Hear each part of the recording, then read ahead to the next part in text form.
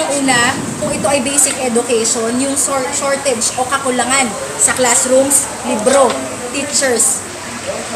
Meron pa rin mga schools, basic education na nagsishare ang 3 bata sa isang libro.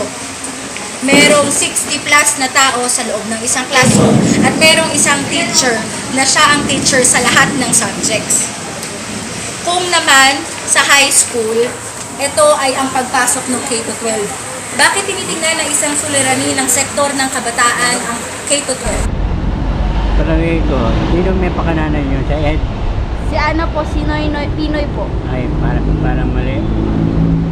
Palagay ko, hindi maganda yon. Dahil kung dadagdagan magiging senior high school, nasasanod ang pag-aaral talagang matalino.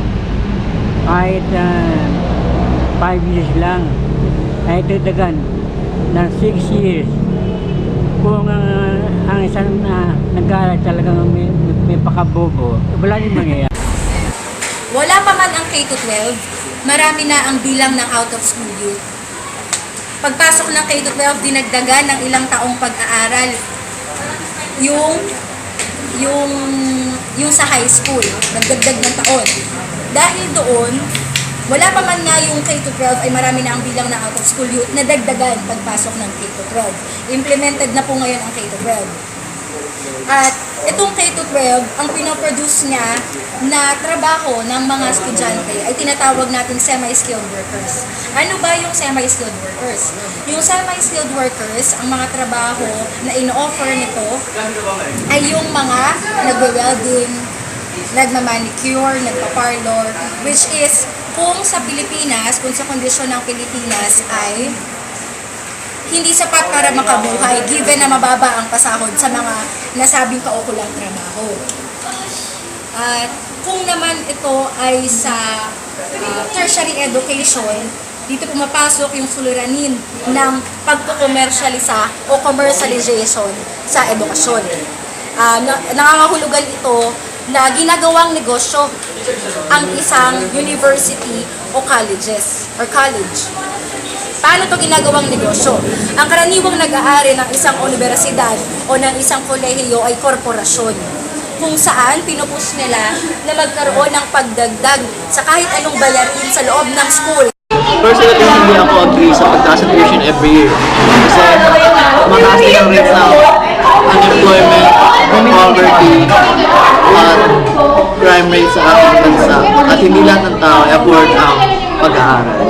Personally ako, sangayon ako na magtaas ng tuition fee hanggat sa basta't kaya nilang ma-prove na magiging better yung education standards natin, tsaka may improve yung facilities na gagalawan ng mga students. Kasi napaka-nonsense naman na pagtataas ng tuition kung hindi nila mapapakita yung pagbabago na hinihingi ng mga estudyante. Dapat kaakibat ng pagtaas ng tuition is yung pagbuti ng learning environment ng mga estudyante.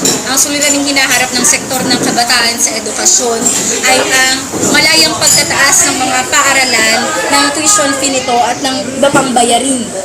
Nagiging maluag sa mga universities and colleges na magtaas ng kanilang tuition fee and other expenses dahil sa Education Act of 1982. Ito yung pagbibigay laya ng government sa mga universidad at kolehiyo na magtaas ng tuition kung kailan man nila gusto.